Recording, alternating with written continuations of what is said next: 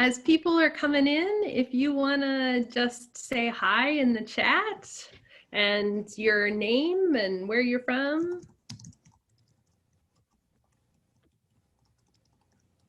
Hi, Claire. Hey.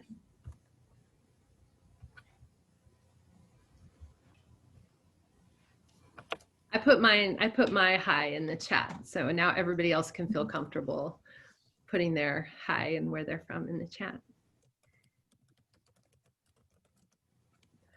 Emily, I think you should put in the name of the ice cream shop you're coming to. Yeah, like, can you add a pin so we can find the ice cream shop and visit it? I have to come all the way to New Hampshire. Yeah. I've never been to New Hampshire. I gotta go.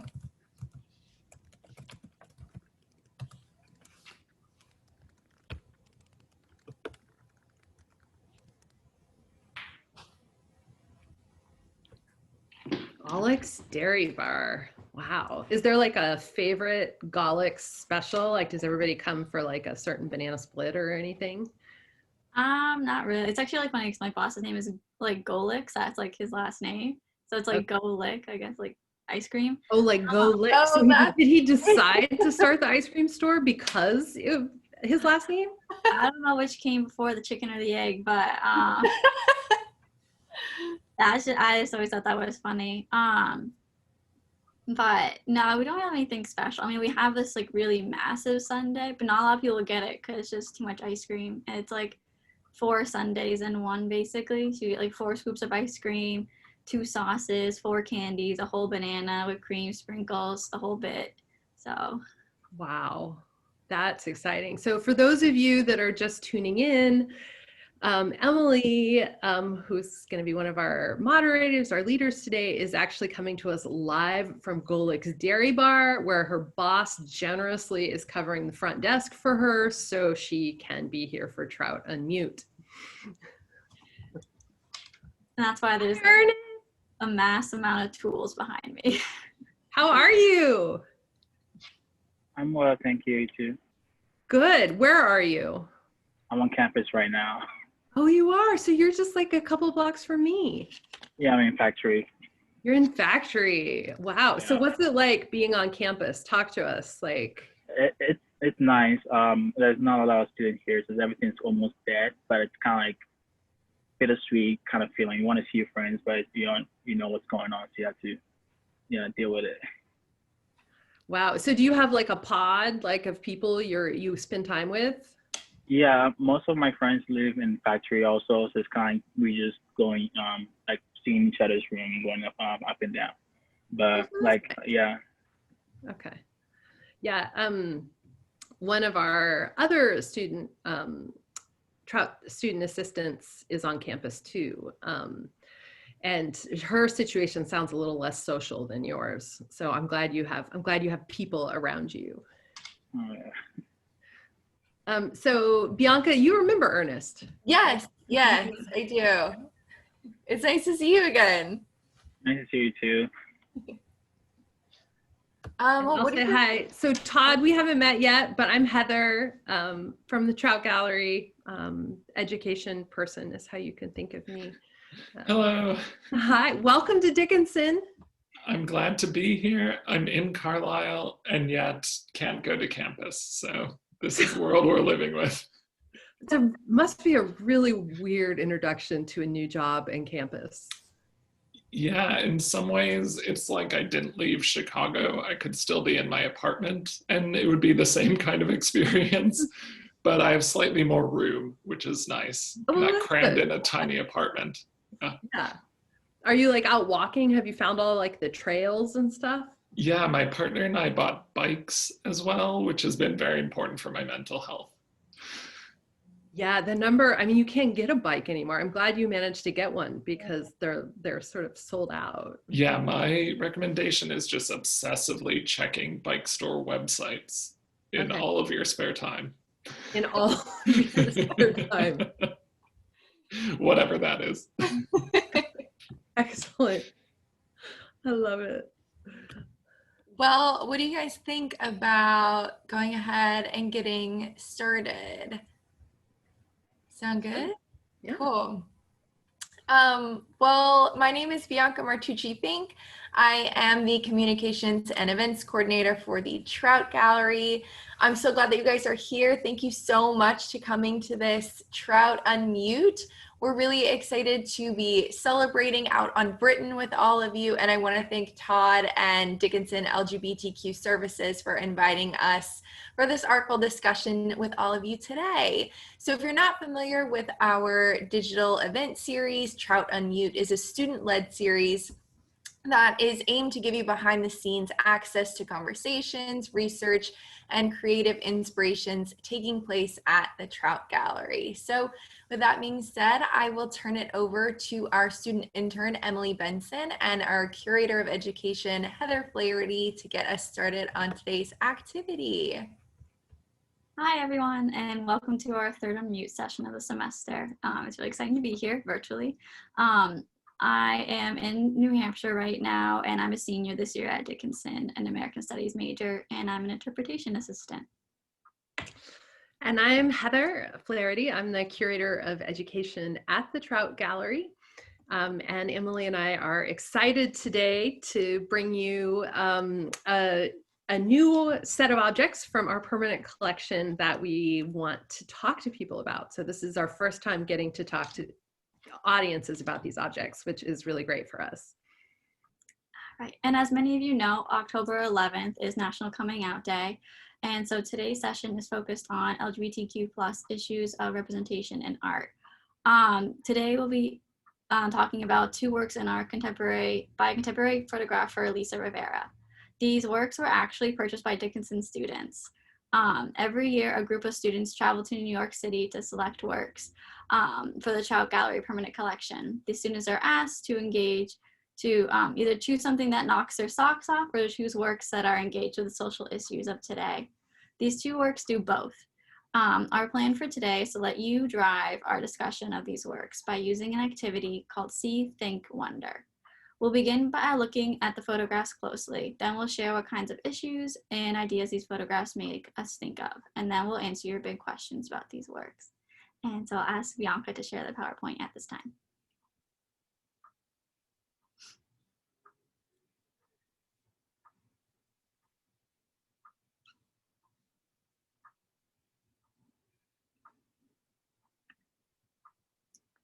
All right.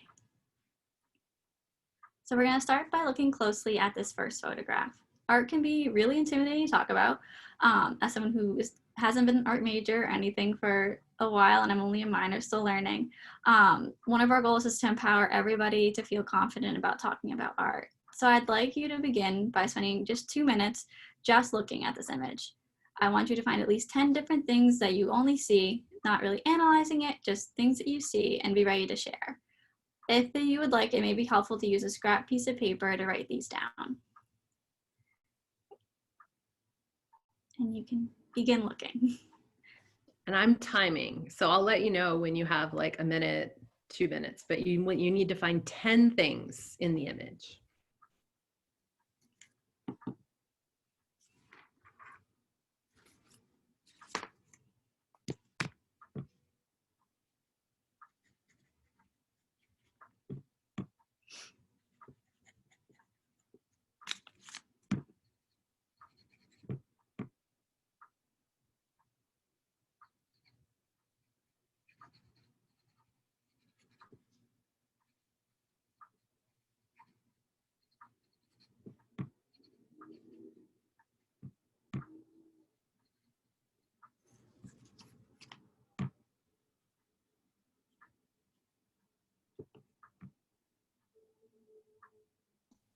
One more minute.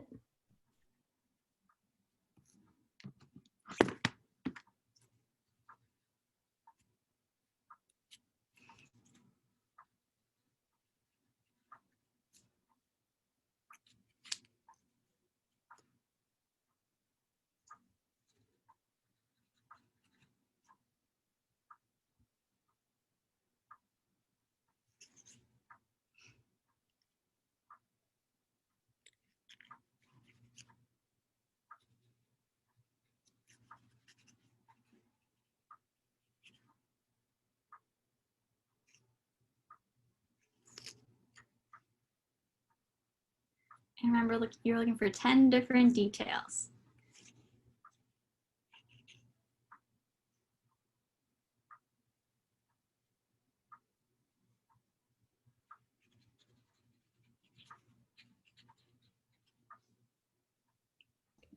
Okay, that's 2 minutes.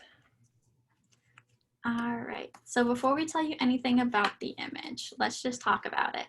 Would anyone want to share something they see? You can answer this directly just by unmuting yourselves, or you can just type it in the chat if you don't feel like speaking.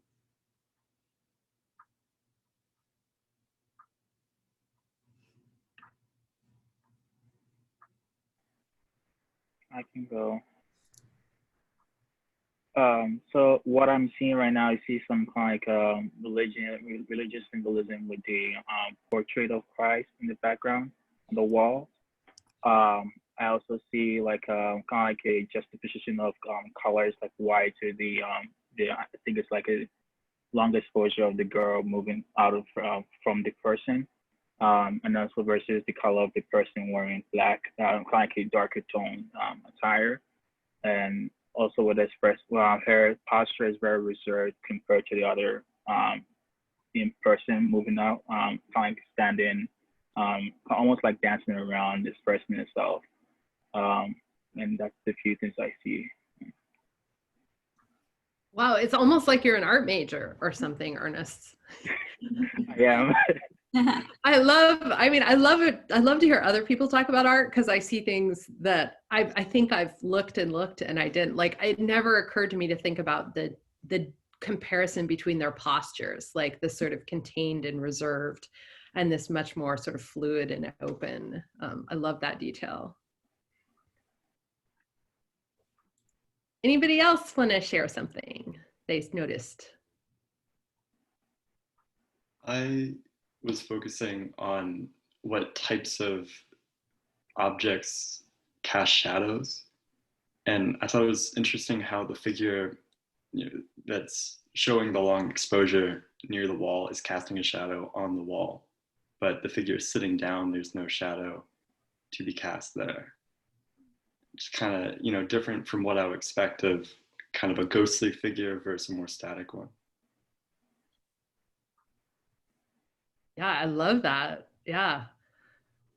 Yeah, it makes you wonder which one's actually real versus, yeah, I love it. Anybody else? Except for like the ghost figure, the picture's kind of in thirds. So the person seated is in the center, but then to the right, there's like the, I don't think it's open, but the very visible, like large window on the right. And then to the left, there's like the empty chalkboard, and both of them sort of seem to be like empty, like in their own way. Yeah. One thing I was looking at was the clothing, and like it's definitely old school and like maybe 50s-ish. And so like also like the classroom setting is very like kind of old school. There's not as many like motivational posters, I guess you would say, like on the wall, or like there's a whiteboard, it's a chalkboard, and there is that like religious presence like Ernest was talking about, like that's constantly like looming in the background. So those are some things I noticed. That's awesome. All right. So I think we've done a good job sort of really looking here. So let's shift, Bianca, to the next slide.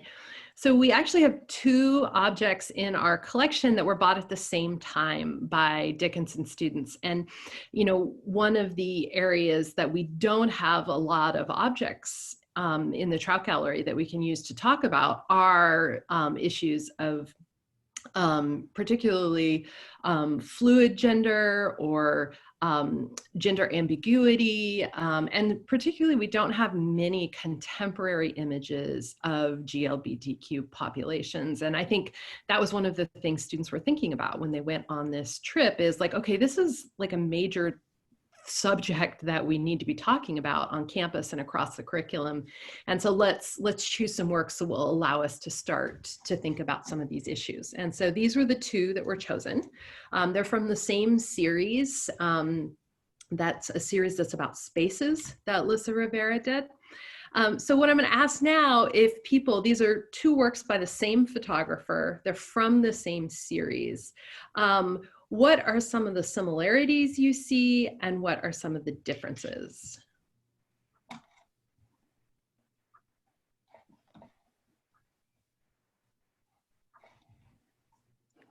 So it can be a similarity or a difference. What are some of the things you notice when you're comparing? And I should say that, oh good, Evie says empty room.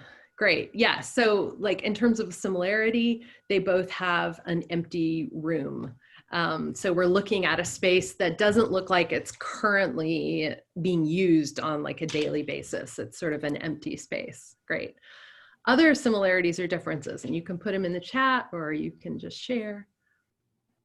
I think the use of light is really interesting in both of them, because you're not necessarily seeing a light source, like an electric light source, right? Like we don't have a lamp or a ceiling fan. It's coming from these windows that also look the same.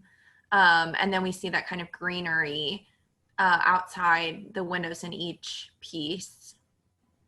Yeah, no, I love that. And, you know, as we start to think about that, you know, and we see more works in this series, we get a sense of, you know, Lissa Rivera's style, certainly the style of photography, her preferences in terms of lighting, and for this particular series, a kind of tone or atmosphere that she seems to want to establish in both works. Other similarities or differences? There is also the kind of like using the, in terms of the space, like how lines are very sharp, like doing corners, everything like very, almost like very rigid structured.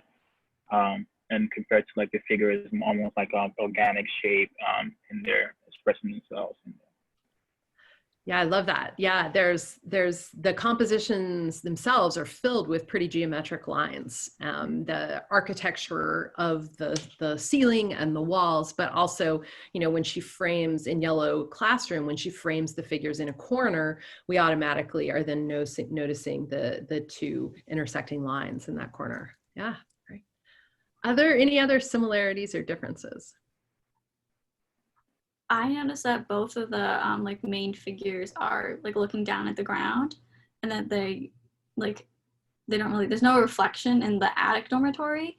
So like in that mirror-ish frame that's there, and I think that's interesting because it seems like we were talking about the contrast between the two figures in the Yellow Classroom.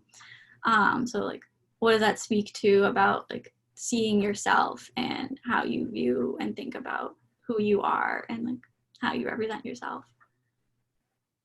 Yeah, I love that. Yeah, that gaze. And when we talk about sort of representation and looking, you know, the gaze is one of our main topics, right? Like who gets to look, who doesn't get to look, where are eyes directed, you know, for representation and visual imagery. Those are some of the first questions we ask ourselves when we're thinking about power.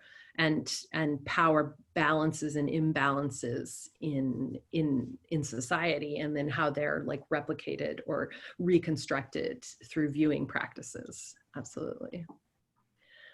So Evie says also solid colored wall, right? So both of them, and then very mute.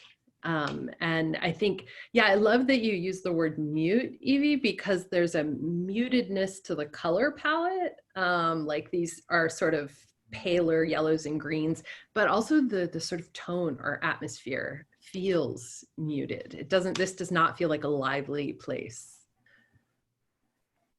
All right, one more. Anybody else have a similarity or difference?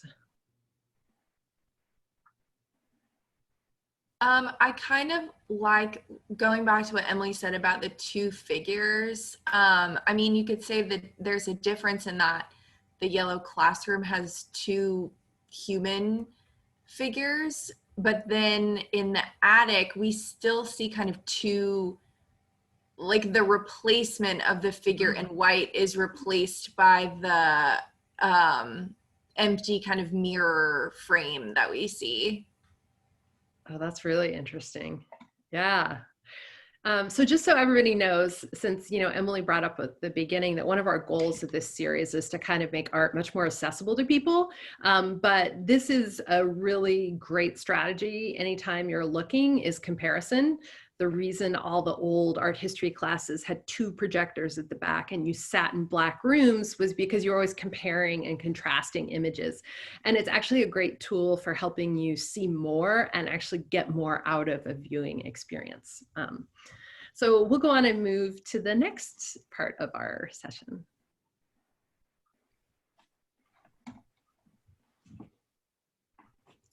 All right, so here's those photographs we were just looking at when we were comparing it to the yellow wallpaper.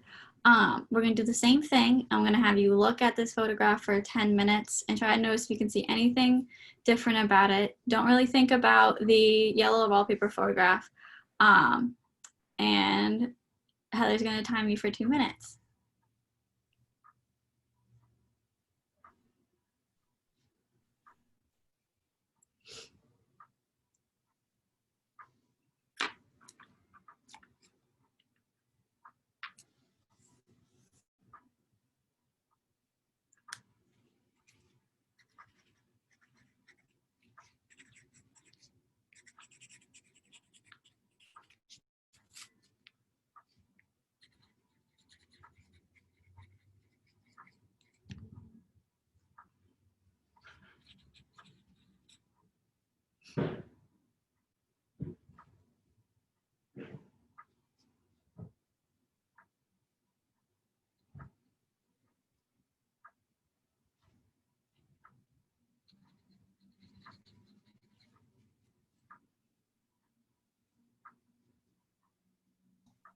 Okay, since we already talked about this one a little bit, we'll go ahead and have people share, but if you could also share, and you could use the chat as well, what kind of thoughts you have when you're looking at this image. Are there sort of themes or topics that immediately pop into your head? Like, for instance, I might look at this image and immediately start thinking about ballet as like an art form and the ways in which this figure in this setting might have to do with like the conventions of ballet or how we think of body types in ballet or gender in ballet. So that might be a sort of topic or theme that I think of when I look at this. So go ahead, use the chat or just share what, you know, when you look at this, what are sort of topics or things that pop to mind? I think one theme that I think about is structure. Like Claire mentioned earlier, the thirds. There do seem to be thirds in this photograph as well. And it's like that structure as well. It's like the rigid lines like Evie was talking about. And like. Yeah, and what might those have to do with like maybe the meaning or the content? Like what kinds of things might sort of structure or sort of rigid composition maybe relate to or have to do with? I wonder, yeah. Other sort of things you noticed and sort of topics that maybe they raise for you when you look at this image. If you look kind of to the right on the ground, it looks like there's like a layer of dust, like the room hasn't been used in a while, but you can also kind of see like the faint like tracks and like motions on the floor, like somebody, like I guess the figure has been moving like their foot or walking over it. And Heather's ballet comment kind of made me think of that. Like it seems like whatever this person like has been doing, like they've been practicing for a while in this space, so it's something that they care deeply about and like want to work at.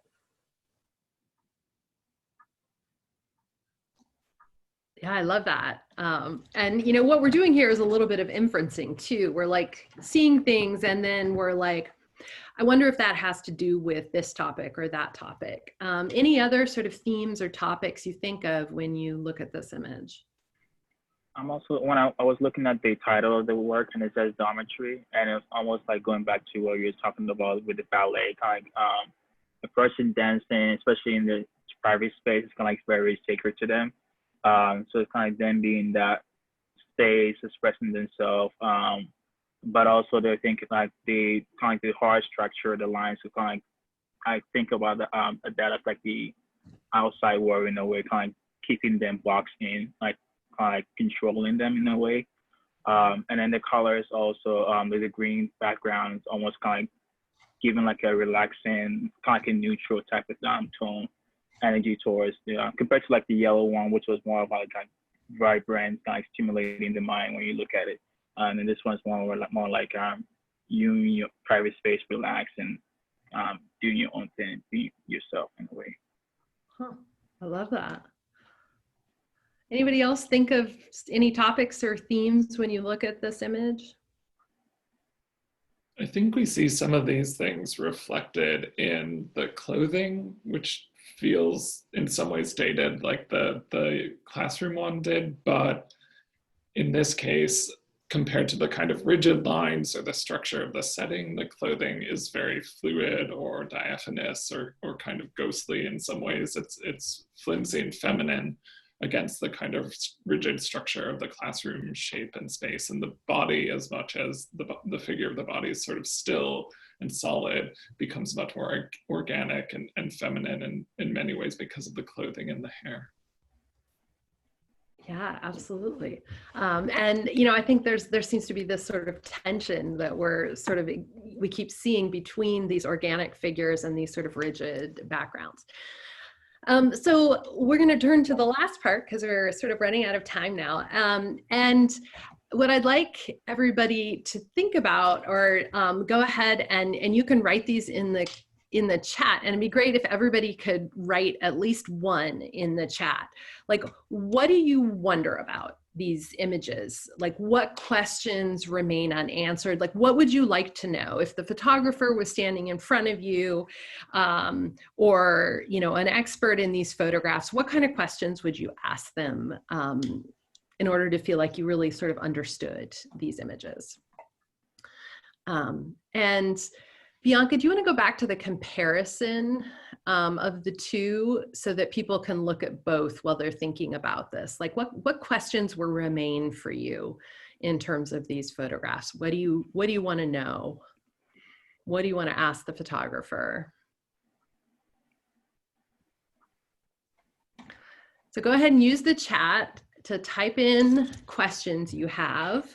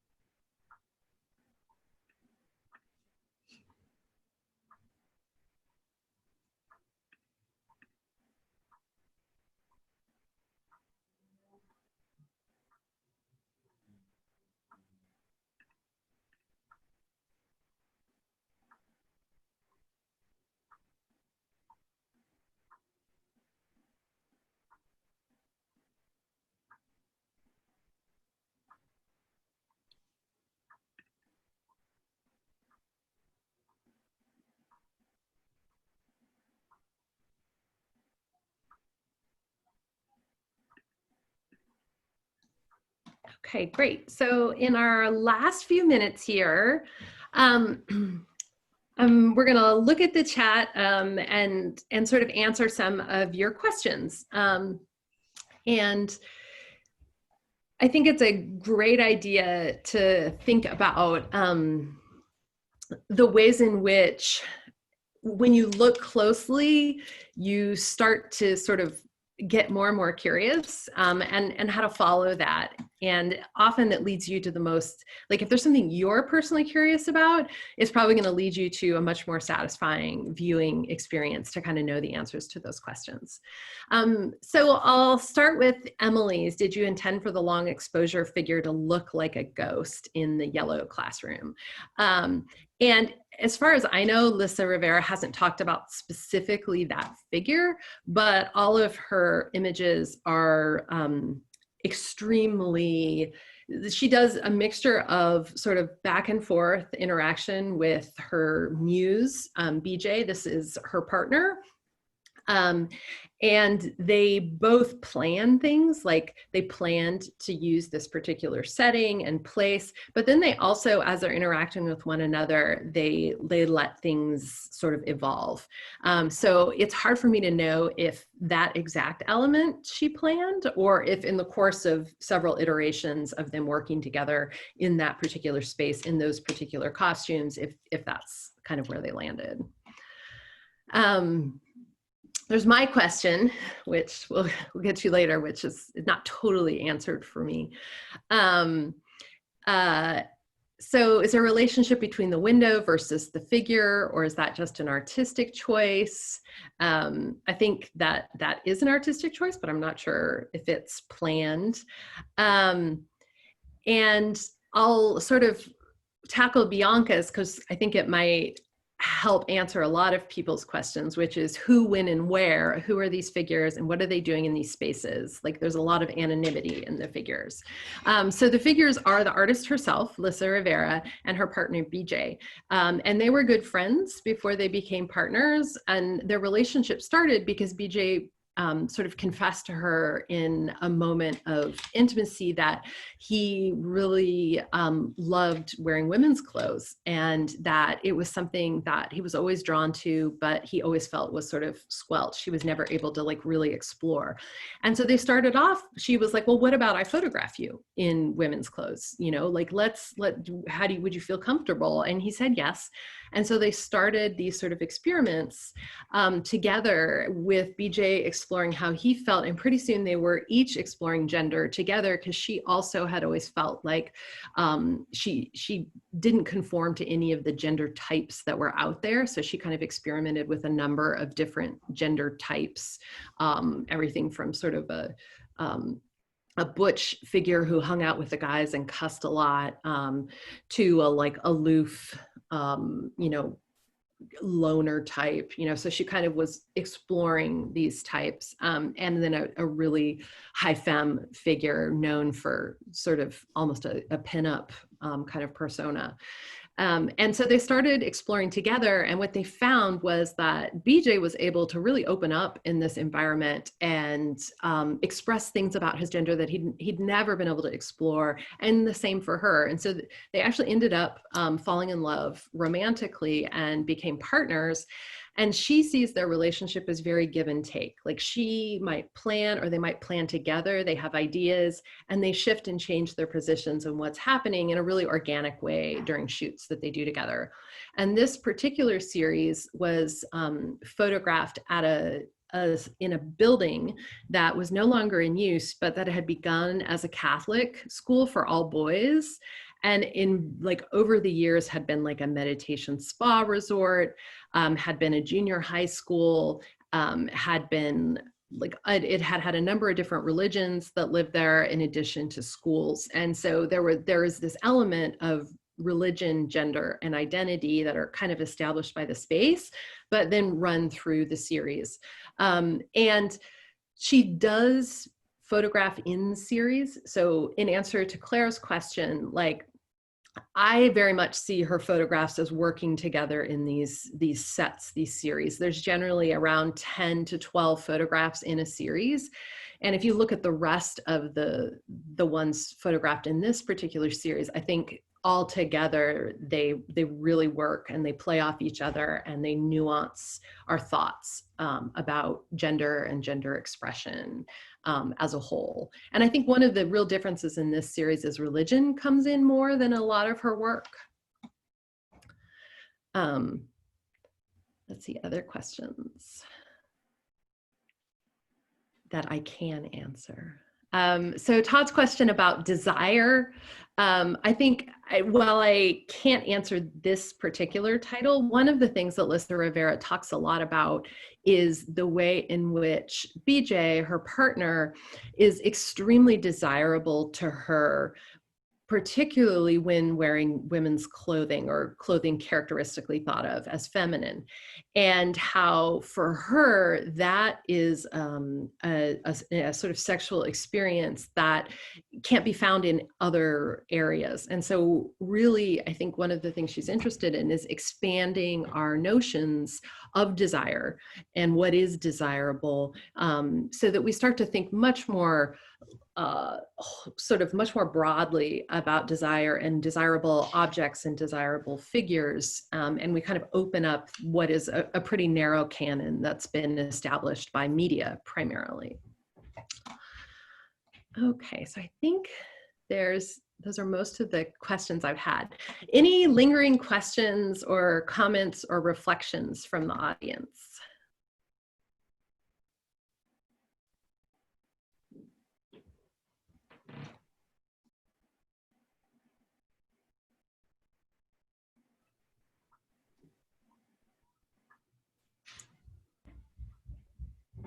I'll be real quiet so you feel like you have to say something.